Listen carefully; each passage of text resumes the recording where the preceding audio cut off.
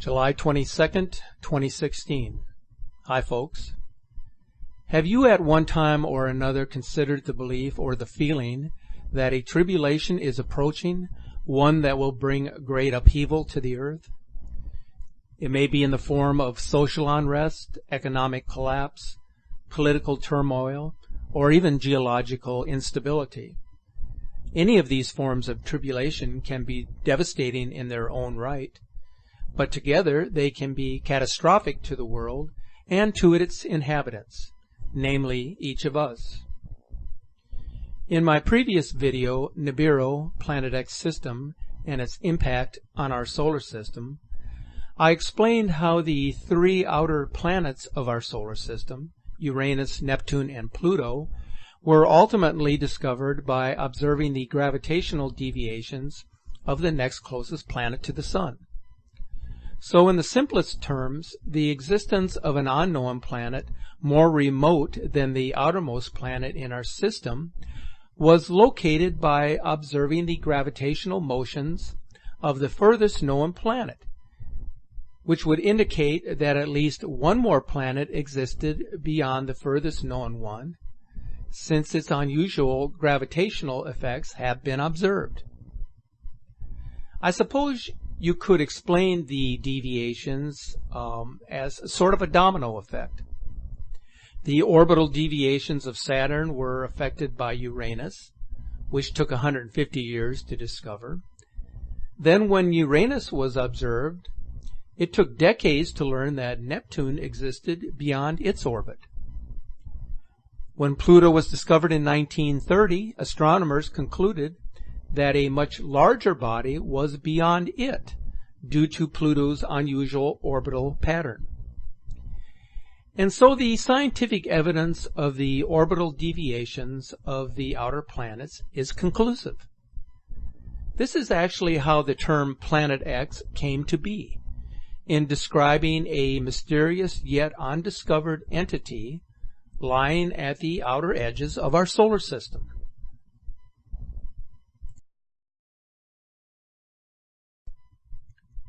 How many of you who are listening to this presentation are aware that the Pioneer 10 and the Voyager 1 and 2 space probes were especially designed to locate the precise location and trajectory of the so-called Planet X? In early press releases dating back to the 1980s, NASA stated and reiterated that this was the sole purpose of the mission of these probes. Then they suddenly retracted these statements, and they've remained silent ever since. So the question that remains unanswered, even today, is whether the press releases were a mistake, that they were never meant to be published, so that NASA would continue to confuse and mislead the general public about the existence of Planet X. One thing we know for sure, for all of the talk and published information that exists from the mid and late 1980s, which indicated that Planet X was found by an infrared satellite telescope, that story has somehow disappeared from the annals of time and has never been mentioned again. Now, some skeptics would dismiss this as a conspiracy theory, except for the very fact that the published articles from the Washington Post and the New York Times would tell a very different story, one of discovery of Planet X and its immediate cover-up. So you be the judge of what's real and what's fabricated here. So here once again in 2016, we are faced with the real possibility that an enormous object exists in the outer edges of our solar system.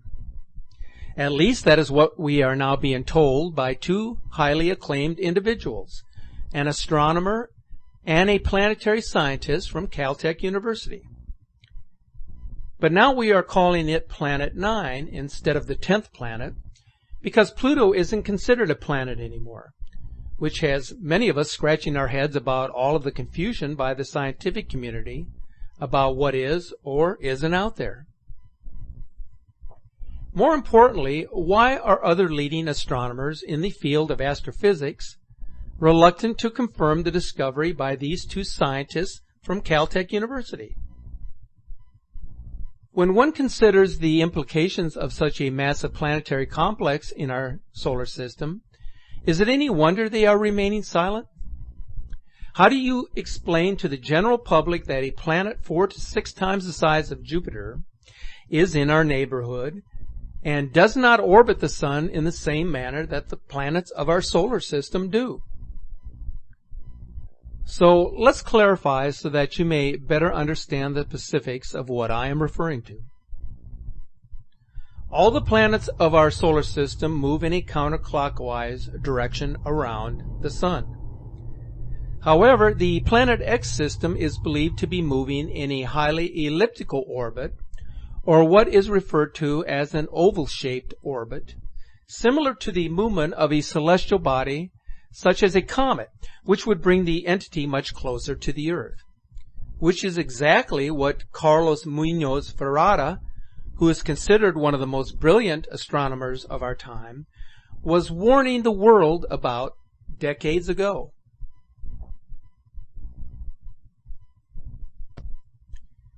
Have you ever heard a family member, a friend, or an acquaintance say that the Earth would be a much better place if there weren't so many people living on it? Well, have you ever considered that this is the exact thinking of the elites? If they are aware of the impending catastrophes that await our planet, as so many are, would it be in their best interest to inform us? No, it wouldn't be, because it would go against their best interest to do so. It would defeat the objective of the so-called New World Order, or a better existence for the few. Let's face the facts as bleak as they may seem. How many of you who are listening to this presentation are actually making preparations for the very real possibility of a major life-threatening event on the planet? My guess is that not very many of you are. So the question then is, why are you not preparing? And the answer, in all likelihood, is that you were being told by those who control the masses that there is nothing to worry about. The so-called Planet X doesn't exist, even though they informed the media back in the mid-1980s that they had found Planet X. That the publications by the Washington Post and the New York Times were all just a mistake. So go back to what you were doing and forget about it. There is no threat of a comet-like entity coming close enough to the Earth to threaten our existence, even though time and time again NASA has failed to identify incoming celestial objects orbiting in proximity to the Earth, until after they actually came knocking on our front door. So who is fooling who here? And who are the real fools? Those who are already prepared for what they know is coming our way? Or those who refuse to prepare because they rather believe those who tell them it's not real, it's all a fabrication, and there is absolutely nothing to worry about? If I were to tell those of you listening to this presentation that a planet or a system of planets, as in the case of the Nibiru Nemesis system, was going to make a very close approach to Earth in our lifetime, as the major news publications were suggesting more than 30 years ago when NASA declared the discovery of this system, you would say that I was crazy, that I am a fearmonger, that I am preying on the weakest and the most insecure of society.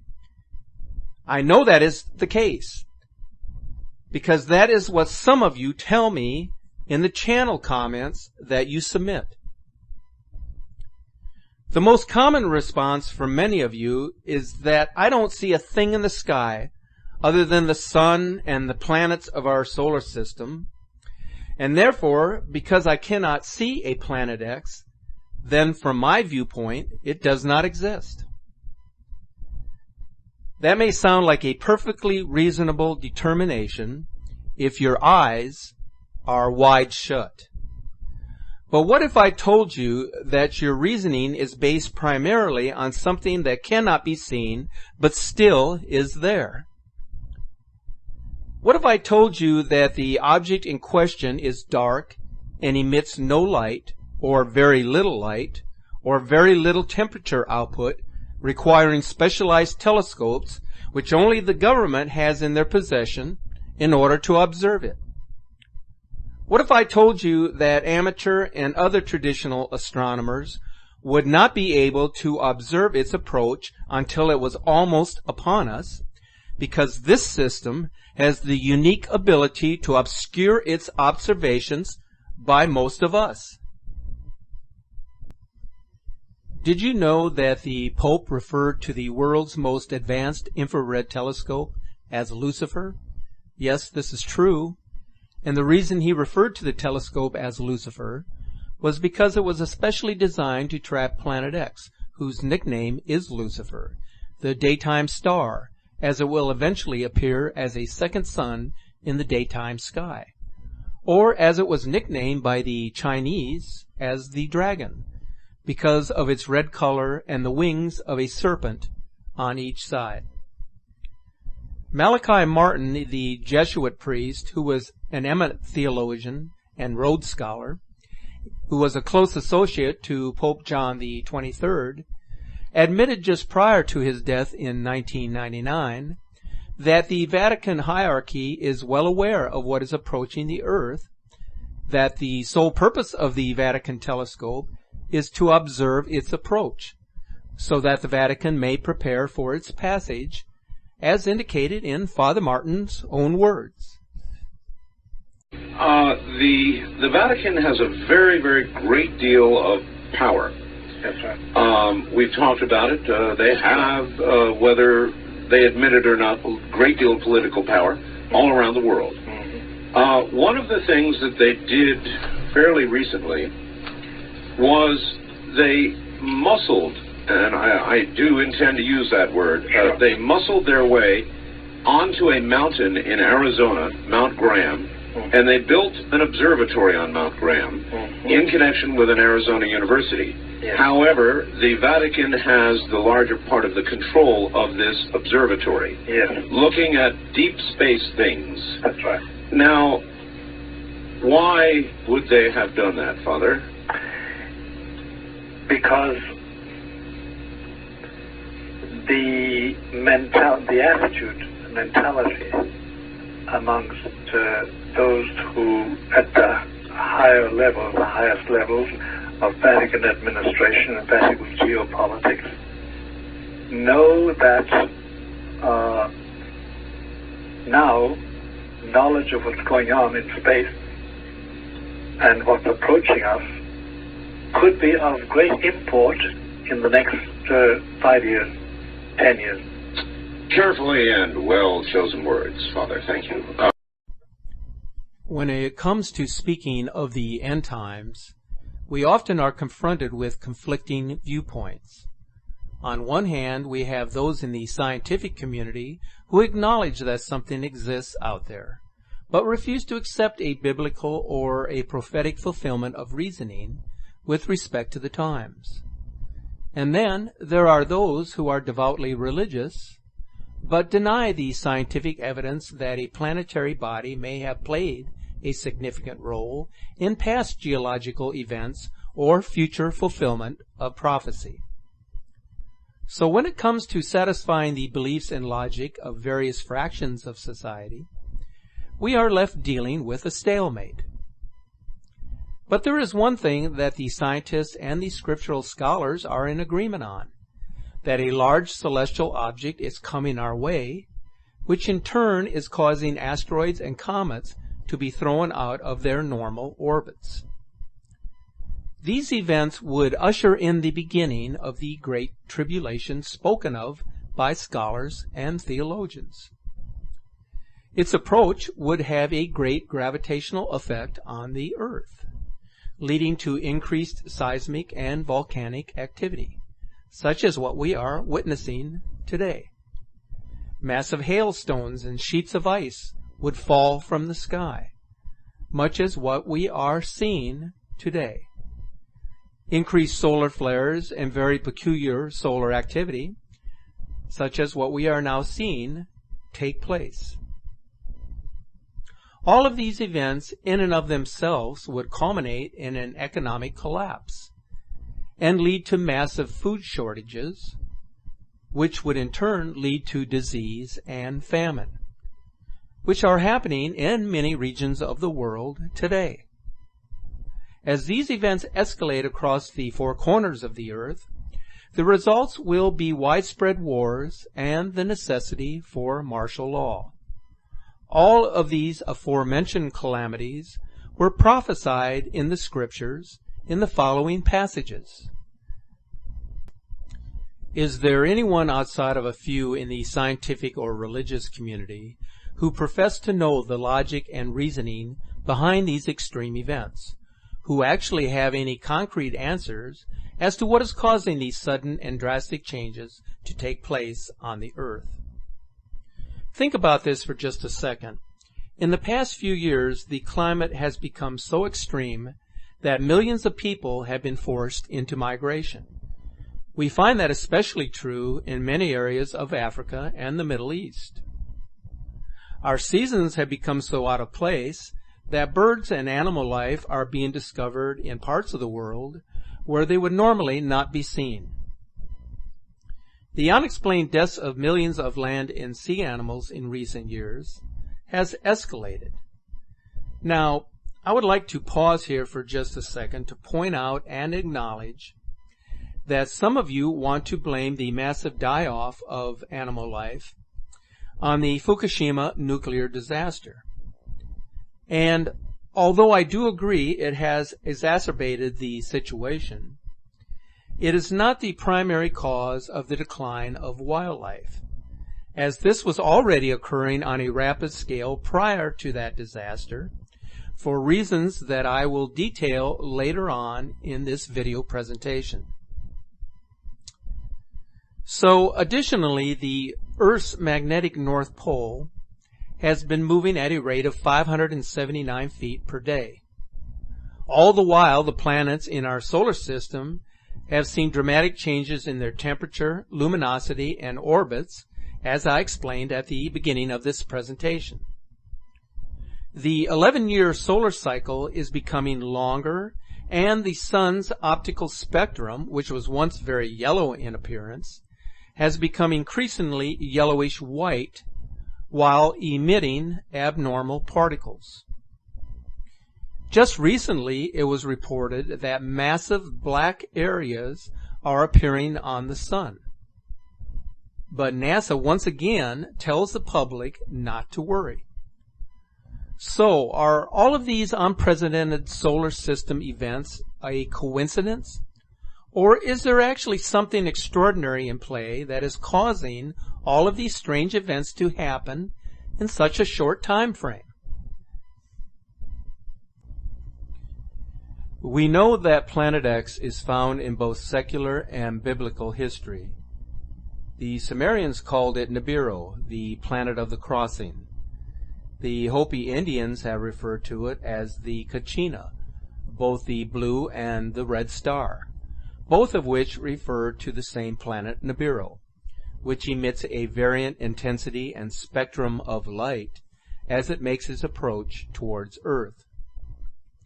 The Bible refers to this as Wormwood, which can be found in the passage Revelation 8, verse 11. Even astronomers who are in the know have called it Nemesis and Planet 7X, since they believe it to be 7 times bigger than Earth. Furthermore, its passage is mentioned in ancient cultures from Babylonia to Egypt to Rome, and among the Mayans, the Aztecs, as well as the Iranians, the Persians, the Hindu, and the Chinese. Are all of these cultures and civilizations wrong in their interpretations and observations of a great celestial body that periodically passes through our solar system? There are some of you who believe that Wormwood is God's chosen instrument to bring about the Great Tribulation. The 2012 hype was deliberately intended by the elite to convince the public that this and similar doomsday predictions are all hoaxes, so that the masses can go back to believing that nothing bad will ever happen to them. That is their intent, and that is what they want you to believe. The Mayans never indicated that the year 2012 would be the end of the world, but rather the beginning of a new era. It was the media controlled by the elite who wanted you to believe that the Mayans had predicted the end times as happening on that particular date of December 21st, 2012. So by having so many dates come and go without occurrence, the masses would then become complacent and totally unprepared when the real events came to fruition. So their mission of deception makes perfect sense if you are, in fact, among the elite. I mentioned earlier in the presentation that there is an ongoing and unprecedented mass decline of land and sea life on a global scale. I produced a short video on this story back in 2014 called Extinction Level Decline of Wildlife Populations. So what is causing this sudden decline? Some believe that the root of the cause is the nuclear disaster in Japan, which seems reasonable, except for the fact that the decline actually began years before the disaster took place. So where does the blame originate?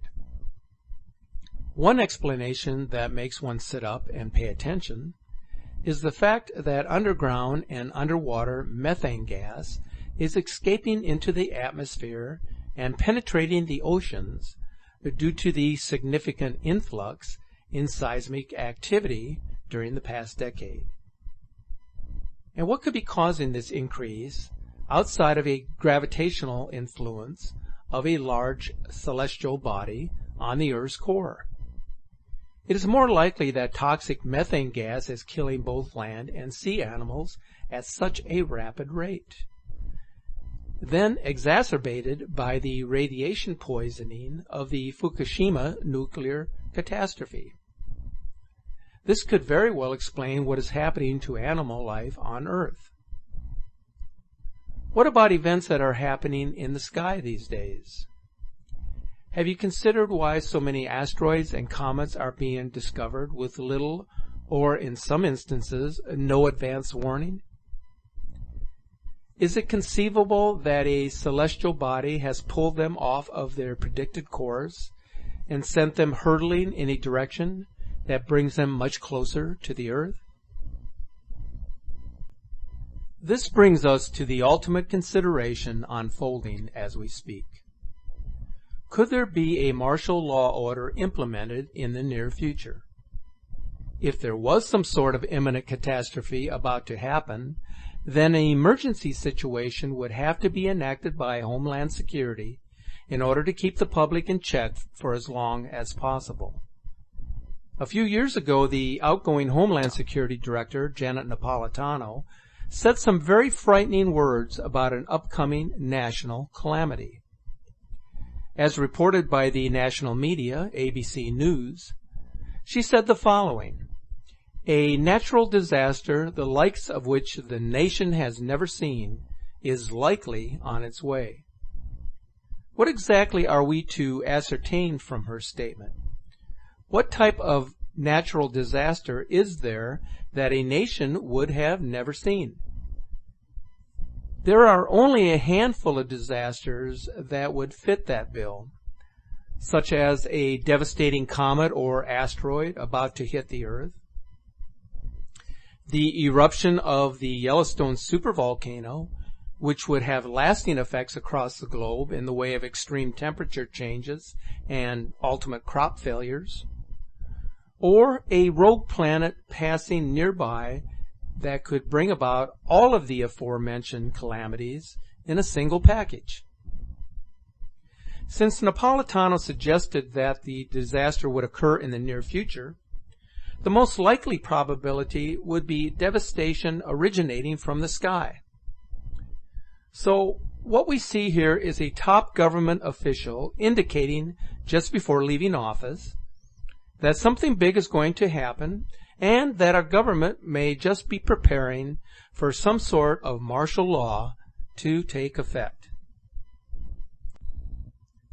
In 2013, the renowned astrophysicist James McCaney indicated that a number of professional scientists in the field of astronomy had informed him that a mini solar system was entering our solar system and would bring with it a bombardment of comets and giant meteors that would threaten all life on Earth. Now, I've included the audio podcast of this rather startling declaration by McCaney, but I have to acknowledge that the accuracy of his statements cannot be verified. However, I feel it is important enough to include in this presentation. So let's listen to what James McCaney is referring to when he speaks of a mini solar system. There seems to be some serious observation going on in the southern hemisphere and leaks coming out all over the place. It does appear that groups of military and professional astronomers are openly active, let's say, at the Wormwood location in Australia. Well, of course, it's what I've been saying all along. The indicators were all there, and now there are reports that a mini solar system is coming into ours. Basically, you are on your own. Be prepared. That's the best thing I can tell you. And as far as I would suggest that, number one, you need clean water. Number two, you need your own supply of food. And number three, you need some basic first aid equipment. Number four, you need some health maintenance natural products. And my own use on this, I use essential oils. Years, as I've advised people through this era of awaiting a extra solar system object, and by the way, there are many of them. There is not just one. This is what scientists are starting to find out, and of course, they're not telling the public. And it does appear, I've been saying this all along, it now appears that there are leaks, coming out of the southern hemisphere, of the number of astronomers down there looking at what they are calling a mini solar system moving into ours. This is what apparently Harrington saw back in the early 90s, and in the forefront was, of course, Hale-Bopp, what the comet nucleus that eventually became Hale-Bopp, somewhat of a mini solar system in its own right, but certainly much smaller than the much bigger object coming in behind it. And this would be coming in from the southern hemisphere. The point is, forget about dates. As I said last week and the week before, don't worry about dates. Or don't worry about internet chatter. Don't think you're going to all of a sudden wake up some day and hear on the evening news that, gee, a big object is coming in, and here's the date it's going to be here, folks. That is not going to happen. That's not going to happen on the evening news. My advice is simply to be prepared. If you are not prepared, then what are you thinking about? Are you, and the other thing is, I'm not preaching for people to get prepared, because some people don't want to. I have a friend who said, I want to go up to my roof, put a big X on it, paint a big X on my roof, and if something comes in, I want to say, hit here first. That's what one of my friends says. So not everybody wants to be prepared. Not everybody wants to go through the rigors of living through a very difficult time and try and come out the other end when the success rate is going to be very low. So at any rate, but man is a survivor. He's historically been a survivor. The fact that we are here today is a testament to the fact that man has been a survivor. Our space dollars are being completely diverted into little private, very exclusive space programs of the elite. They're not going to share it with you. They're not going to share their cave systems with you.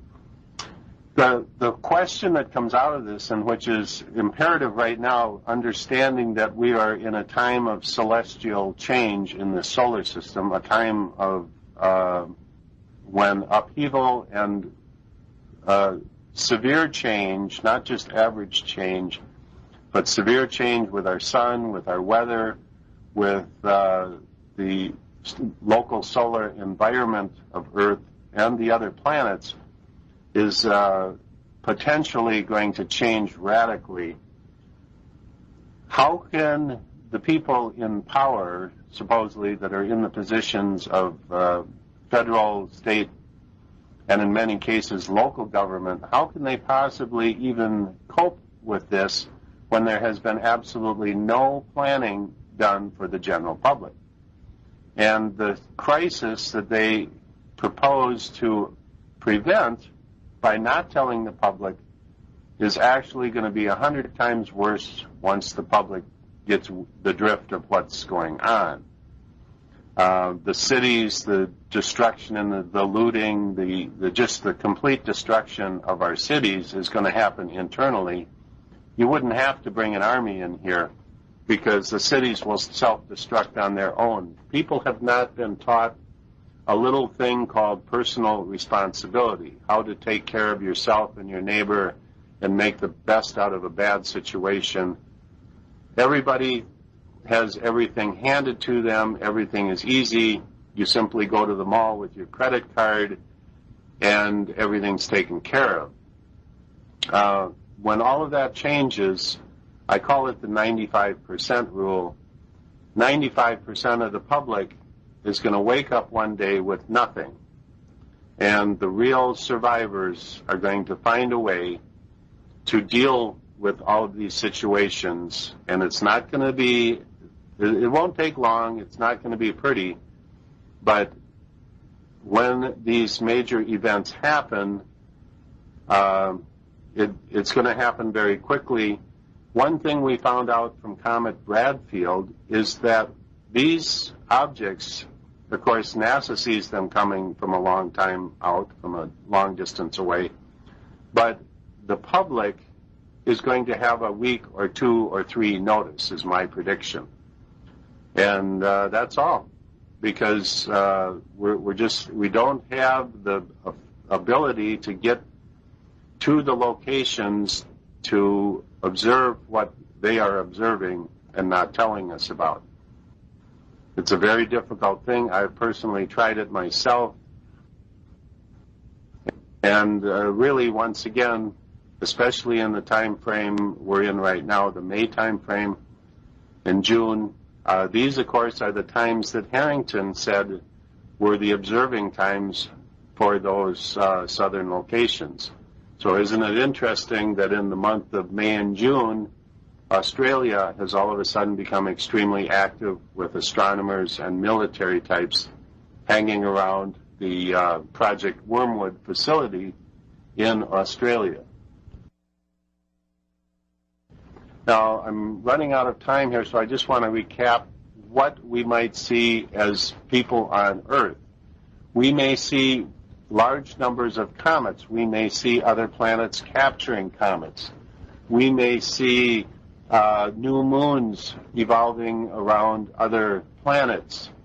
We may see planets encountering medium or small or large comets with devastating results. We may see comets coming close to Earth with devastating results. We may be hit by meteors or many more meteors than we do, and of course this has been happening already. In the past year, many bolide-type objects coming in and striking Earth. At any rate, I'm out of time. So if we are referring to a mini solar system, then certainly all logic would tell you that such a system would include planets and orbiting moons, as well as a slew of comets and asteroids that accompany it as it passes through our solar system. Coincidentally, the National Space Defense Radar System, with the ability to be monitored by international astronomers, and which happens to be the only warning system put in place to detect incoming comets and asteroids, was permanently shut down in 2013. So what exactly is it that they are hiding? All of the misinformation that is clouding the truth about an incoming rogue Planet X system has been relentless in the past few years. Even so, the media continues to stir our curiosity by suggesting that something is lurking out there in the confines of our solar system. And NASA privately admits that they are still looking for the elusive Planet X, while at the same time publicly telling us that it doesn't exist. It seems to me, and to anyone who has followed this saga over the years, that NASA has been straddling the fence on this issue because confusion is the best remedy if you want to silence the public and dumb down the masses. Theologians and those who have a strong faith in an all-powerful and loving God will tell you that the way in which to survive the coming tribulation is to trust in the Lord, as it is He alone who will guide the faithful through a time of crisis and turmoil. In other words, it is those who have a foreknowledge of imminent cataclysmic events who will be best prepared to make it through what is called the great and dreadful day of the Lord. This passage best explains what I am referring to about being forewarned and then doing everything within one's means to prepare for an impending calamity. Now, whether you are a devout follower of the teachings of Christ or one who has very little faith in structured religion, if a global disaster strikes, it will affect each of us equally. Regardless of our faith or lack thereof, if an event of such magnitude as the passage of a large planet or a mini solar system were to occur, no one who dwells on this planet will be able to stop this from happening. Therefore, wouldn't it be better for you and your family to have gained the knowledge that tells you that something just isn't right, so that you may prepare in advance by stockpiling the food and supplies necessary to survive the calamity? Irregardless of the severity of this, there are going to be survivors who will have to pick up the pieces and begin anew. And it is those chosen people who must be prepared both physically and mentally for that day. I have been researching and investigating the topic of Planet X for nearly 14 years now. I have viewed and analyzed thousands of images. I have listened to many lectures and commentaries on this very subject.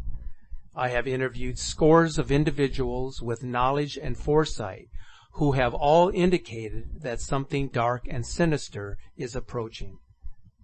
This is a subject that just doesn't go away, no matter how many times we put our heads in the sand to dismiss it. If it were proven to be a hoax, a concoction of one's imagination, a story of folklore and cultural fairy tales, as NASA would have you believe, then we would no longer be talking about this. And yet, as this system draws closer to the planet, the ability to deny its existence looms large. And this is what we are beginning to see happen at this time. And it will only get more difficult for each of us going forward. How much time do we have before the proof becomes undeniable? I don't know, nor does NASA or the Vatican, or the government elite, or anyone else. So what you want to do with the information that I have presented in this video, or in any of my previous videos, is really up to each of you. You can continue in denial and do nothing, but one thing is for certain: we are living in troubled times, and as the knowledge of both spiritual and physical events begin to enlighten us, then and only then will we have a more complete understanding of the events that are bringing about the time of tribulation that has been spoken of by scholars and theologians throughout civilized society.